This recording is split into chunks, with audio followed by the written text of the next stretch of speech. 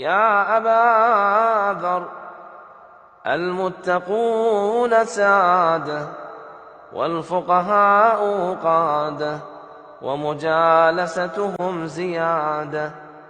إن المؤمن ليرى ذنبه كأنه تحت صخرة يخاف أن تقع عليه، وإن الكافر ليرى ذنبه كأنه ذباب مر على أنفه.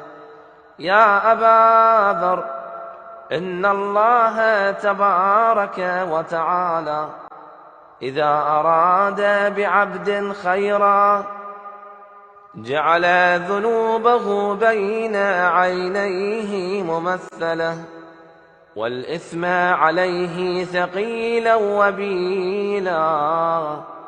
وإذا أراد بعبد شرا أنساه ذنوبه